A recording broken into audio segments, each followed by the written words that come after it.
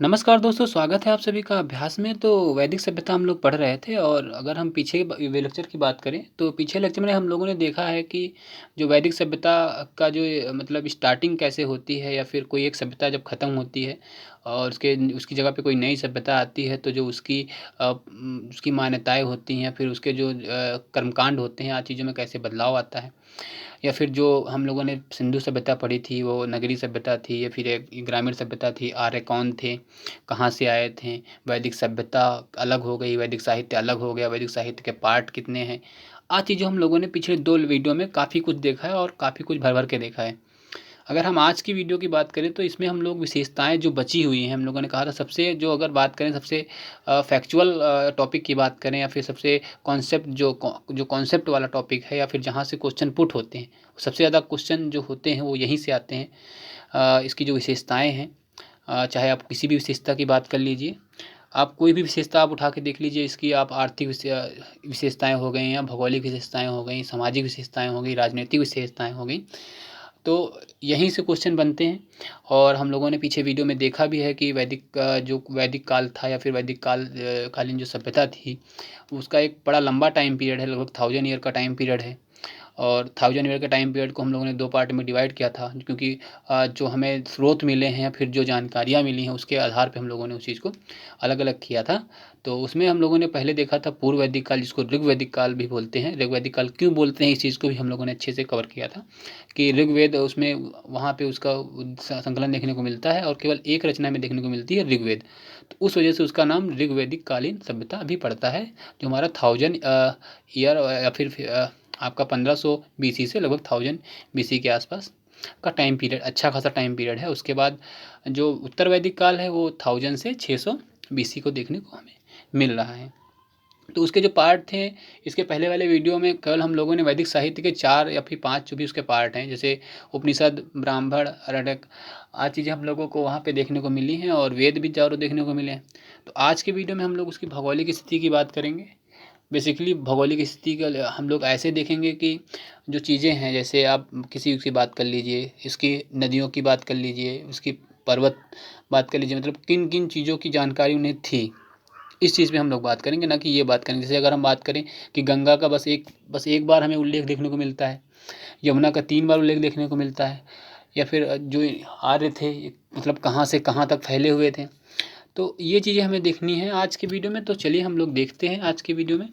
तो जो वैदिक कालीन हम लोग बता भी चुका हूँ कि वैदिक कालीन जो थी उसमें आर्थिक जो इसकी विशेषताएँ हैं, आर्थिक हो गई, भौगोलिक हो गई, ये चीज़ें हम लोग ठीक है, आगे बढ़ते हैं। तो अगर भौगोलिक विस्तार की बात करें तो जो भौगोलिक विस्तार है इसका, जो हमारा उत्तर वैदिक काल या हो गया फिर पूर्व वैदिक काल हो गया। अगर हम पूर्व वैदिक काल की बात करें तो अफ़गानिस्तान हो गया, तुर्कमेनिस्तान, अरावली हो गया, फिर पश्चिमी हिमालय, बस ये 4 जगह का जो पार्ट है, इन्हीं के बीच में वो लोग थे। और इन्हीं के बीच में हमारा सप्त सिंधु प्रदेश भी आता है, ब्रह्मवर्त भी आता है। तो वो अभी हम लोग वो देखेंगे। अगर हम बात करें उत्तर वैदिक काल, क्योंकि हम लोग दोनों चीज़ें साथ में लेके चल रहे हैं, ऐसा नहीं है कि केवल हम लोग पहले पूर्व वैदिक काल पढ़ लेंगे उसके बाद उत्तर वैदिक काल पढ़ेंगे। ऐसा अगर हम लोग करेंगे तो हम लोग जब एक साथ अगर देखेंगे तो हम कंपैरिजन करते हुए पढ़ सकते हैं कि नहीं, हाँ, उनका विस्तार वहाँ तक था और उनका विस्तार वहाँ तक घट गया, फिर बढ़ गया, फिर उसी में ऐड हो गया। ये चीज़ हमें देखनी है। तो अगर हम हाँ, उत्तर वैदिक काल की बात करें तो उत्तर वैदिक काल में बस हमें 2 चीज़ें एक्स्ट्रा देखने को मिलती हैं। एक तो जो इसका विस्तार था वो हमारा बढ़ के मतलब बढ़ चुका था, गंगा यमुना दोआब तक आ चुका था।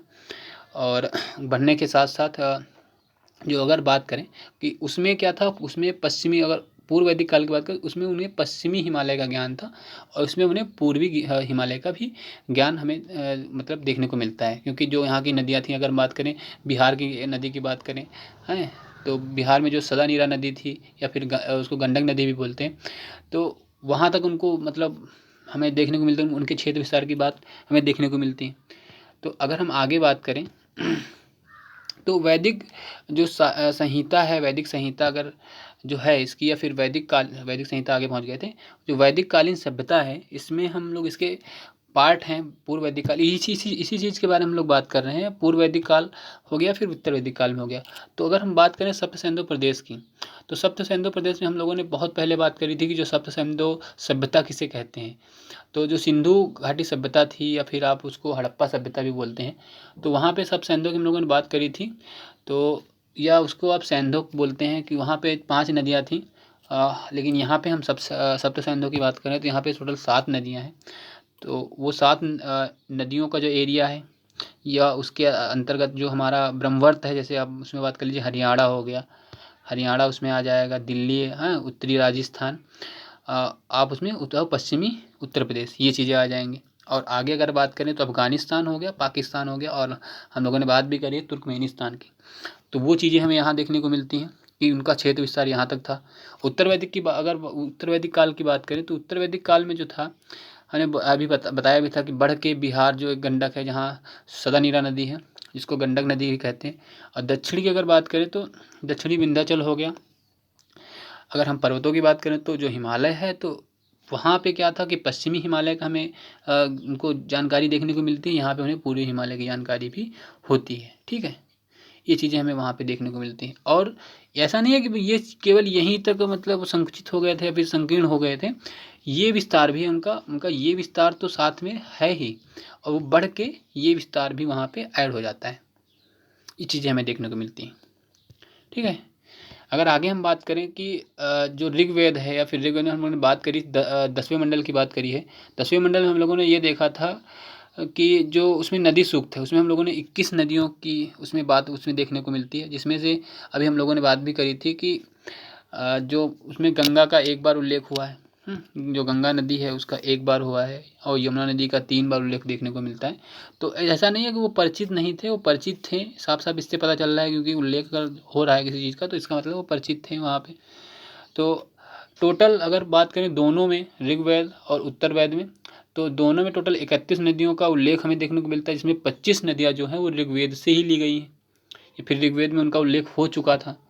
उसके बाद जो उत्तर वैदिक की अगर बात करें 31 हुए, तो आगे 6 बच रही हैं, तो 6 का उल्लेख एक्स्ट्रा में देखने को मिलता है। अगर अफगानिस्तान में जो नदियां हैं उनकी बात करें तो अफगानिस्तान में कुंभा नदी हो गई, कुर्रम और गोमती, ये चीज़ें हमें वहाँ अफगानिस्तान में देखने मिलती। गोमती, या फिर आप उसको गोमल भी बोल सकते हैं, इसको गोमती भी बोलते हैं, गोमल भी बोलते हैं। अगर कुंभा की बात करें तो इसे काबुल नदी भी बोलते हैं। ठीक है, अभी का जो काबुल नदी बोलते हैं, और गोमती को अब गोमल नदी भी बोलते हैं, कोमल नहीं गोमल नदी बोलते हैं। अगर सप्त सिंधु प्रदेश की बात करें तो सप्त सिंधु में हमारे जो बात करें तो रावी, जिसको परिसली नदी, या फिर इसके पहले हम लोगों ने जो राजा सुदास की बात करी थी, उनके युद्ध होता है, उसमें राजा सुदास भी एक आर्य थे, जो भरत वंश थे से संबंधित थे। उनके जो साथ में जो जिससे वो युद्ध कर रहे थे, वहाँ पे 5 आर्य थे और 5 अनार्य थे। तो वो जो चीज़ें थी वो हम लोग पढ़ चुके हैं।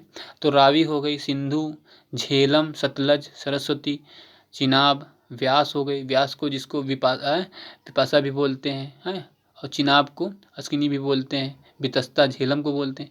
तो आदि हमें नदियों को देखने को मिलता है। और यही जो स्थान है, ये स्थान है, इसे हम देवभूमि भी बोलते हैं, जो देवों का जन्म स्थल भी बोल सकते हैं, या फिर देवकृत योनि भी इसको बोलते हैं। कभी कभी पूछ लेता है देवकृत योनि किसे कहते हैं। अगर सप्त सिंधु वहाँ पे प्रदेश है तो वहाँ उसे टिक कर दोगे तो सही आंसर हो जाएगा आपका। ये चीज़ हमें वहाँ पे देखने को मिल रही है। अगर सर्वाधिक नदी का बात करें तो सर्वाधिक नदियों में सबसे ज़्यादा उल्लेख हमें सिंधु का देखने को मिलता है। अगर सरस्वती नदी सबसे प्रमुख नदी मानी गई है, इसमें सरस्वती नदी सबसे प्रमुख नदी है, तो ये चीज़ें हमें पता होनी चाहिए। सबसे प्रमुख नदी है, सबसे प्रसिद्ध नदी है। और अगर हम बात करें सरस्वती नदी के अन्य जो नाम हैं, इसको नदीतमा भी बोलते थे, देवीतमा भी बोलते थे, मातेतमा बोलते थे, हाँ, इसको अग्रवर्ती भी नदी भी बोलते थे, वाणी संगीत की देवी भी बोलते थे सरस्वती को। आदि चीज़ें हमें यहाँ पे देखने को मिल रही हैं और पढ़ने को भी मिल रही हैं। अगर हम पर्वतों की बात करें, उन्हें मतलब किन किन पर्वतों का ज्ञान था, तो उसमें मंजुवट जो इसकी हिमालय की एक मतलब चोटी है, जहाँ से सोमरस की प्राप्ति होती थी, मंजुवट। तो सोमरस का सबसे ज़्यादा जो सेवन करते थे वो इंद्र करते थे, इन्हीं लिए उन्हें सोमापा भी बोलते थे। तो ये चीज़ आपको पता होनी चाहिए, सोमापा किसे बोलते हैं, इंद्र को बोलते थे। उनके पर्यायवाची में भी आता है सोमापा, कि जो सोम रस का सेवन करने वाला को सोमापा बोलते हैं। शिलावंत हो गई, अर्जित हो गई, सुमोस हो गई आदि इनकी पर्वत चोटियाँ हैं। तो उनका इनका उल्लेख वहाँ पे हमें देखने को मिल रहा है ऋग्वैदिक काल और उत्तर वैदिक काल दोनों में। ठीक है, आगे बढ़ते हैं। तो अगर हम आगे की बात करें तो आगे जो है उसका मरुस्थल है धन्नो का वर्णन वहाँ पे देखने को मिल रहा है। जो धन्नो मरुस्थल है उसका वर्णन हमें देखने को मिलता है। समुद्र की बात करें तो उसमें सरनावत हो गया, फिर सरस्थल, पूर्व, अपर आदि का वहाँ पे हमें देखने को मिल रहा है वर्णन। अगर हम आगे बात करते हैं तो आगे जो अगर बात कर रहे हैं तो उत्तर वैदिक काल की, तो उत्तर वैदिक काल में क्या है कि हमने ये भी चीज़ बोली थी कि जो अतरंजी खेड़ा है वहाँ से लोहे के हमें साक्ष्य मिलते हैं, या फिर लोहे का हमें पता चलता है कि हाँ लोहे की चीज़ें प्रयोग हो रही हैं। तो उत्तर वैदिक काल में लोहे का प्रयोग होना स्टार्ट हो गया था और लास्ट में लगभग 600 BC के आसपास आते आते एक चीज़ और है कि 600 BC के आसपास आते आते लोहे का भरपूर प्रयोग होता है। और वहाँ से अगर हम बात करें 600 BC के आसपास जो गंडक नदी है या फिर बिहार में जो जिसको सदा नीरा नदी कहते हैं, उसके आसपास जो हमें महाजनपद भी देखने को मिलेगा, आगे हम लोग पढ़ेंगे, जिसमें से मगध जो है वो निकल के आता है। और जो महाजनपद जब उसका उदय होता है लगभग 600 के आसपास ही उनका उदय होगा महाजा इसका। तो क्या होता है कि यहाँ पे लोहे का भरपूर प्रयोग होता है और युद्ध होते हैं। युद्ध किस लिए होते हैं? क्योंकि अगर ऋग्वेद की बात करें तो वहाँ पे जो युद्ध हो रहे थे वो गाय को लेके हो रहे थे, या फिर उनकी जो मान्यताएं हैं, धार्मिक मान्यताओं का अगर उल्लंघन हो रहा था तो युद्ध हो रहे थे। अगर अब बात करें उत्तर वैदिक काल में क्या हो गया था कि वो अपने मतलब जो वहाँ पे क्या होता था कि एक अगर कोई प्रतिनिधि आपका बना दिया गया तो वो प्रतिनिधि अपना एरिया विस्तार के लिए युद्ध अब कर रहा था। तो पहले तो लोहे का प्रयोग कम हो रहा था, लेकिन धीरे धीरे चीज़ें बढ़ती गई। जब मतलब एक से एक साम्राज्य की स्थापना हुई, फिर साम्राज्य स्थापना के बाद राजा के अंदर जो लालसा जगती हैं, लालसा जगने के साथ साथ जो वो प्राप्ति करना चाहते हैं उसके लिए वो युद्ध करते हैं। तो उसके बाद युद्ध इतना बढ़ बढ़ के अभी आप आगे देखेंगे केवल युद्ध ही आपको पढ़ने हैं। जितने राजा आएंगे बस उनके युद्ध के बारे में पढ़ना है हमें, युद्ध इन्होंने कितने युद्ध लड़े और कितने वो साम्राज्य अपने में शामिल करे हैं। ये चीज़ें आप बस आगे यही हिस्ट्री में है। तो और भी जो बदलाव होते रहते हैं साथ साथ में, तो वो चीज़ें हमें देखनी है। तो लेकिन अभी तक का जो टाइम पीरियड हम पढ़ रहे हैं ये बहुत ही इसको आप प्रीशियस टाइम भी बोल सकते थे। तो ये टाइम पीरियड ऐसा था कि यहाँ पे जो राजा थे वो अपने क्षेत्र विस्तार के लिए, जो ऋग्वेद में हम बात कर रहे हैं, तो वो क्षेत्र विस्तार के लिए अपना युद्ध नहीं करते थे। लेकिन उत्तर वैदिक काल में आते आते वो क्षेत्र विस्तार के लिए करते थे। और लोहे की जानकारी हो गई थी तो लोहे की कुल्हाड़ी वगैरह से जंगल वंगल काटते थे या फिर उनको जला देते थे, उससे उनका क्षेत्र विस्तार हो जाता था। तो ये चीज़ें हमें वहाँ पे देखने को मिली हैं। अगर हम सतपथ ब्राह्मण की बात करें कि मतलब सतपथ ब्राह्मण में एक उल्लेख है कि व्यासानर एक अग्नि है।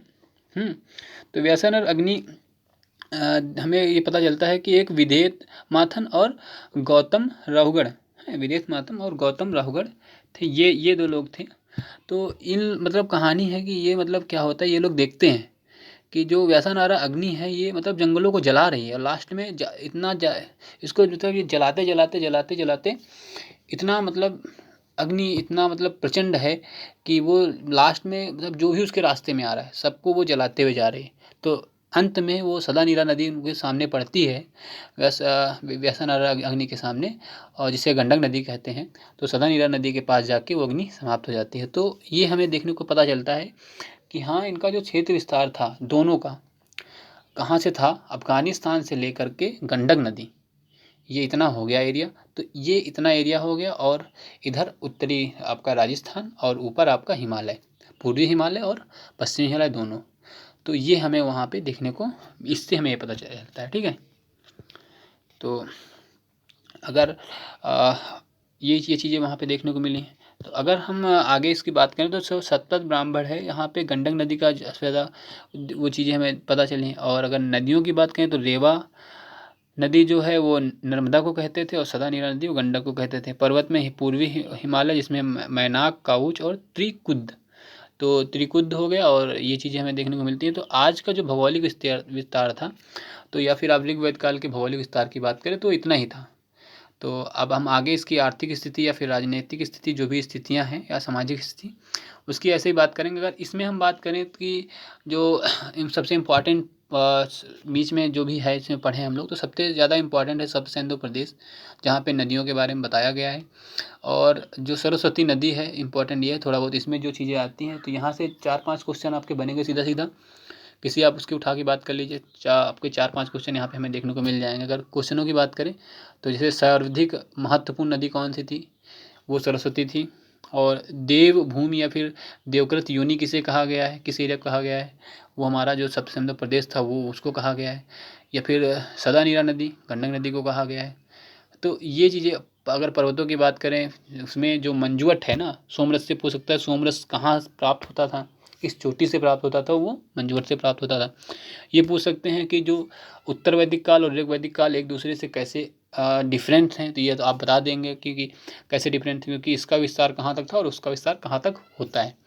तो ये चीज़ें आज के वीडियो में थी। अगर वीडियो आप लोग को पसंद हुई तो इसको लाइक करिएगा। इसके बाद हम लोग इसके आर्थिक विस्तार के बारे में देखेंगे या फिर राजनीतिक विस्तार, क्योंकि 3 चीज़ें और बची हैं, तो इसके लगता है कि इसके बाद हम लोग अगर देखेंगे तो 2 को मतलब एक में कवर कर लेंगे।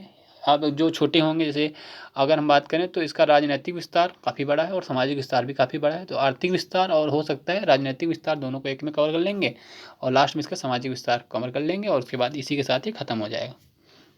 तो आज आई होप आपको अब वीडियो आज बहुत पसंद आई होगी। तो अगर आपको पसंद आई हो तो प्लीज़ को लाइक एंड शेयर सब्सक्राइब करिए। Thank you so much.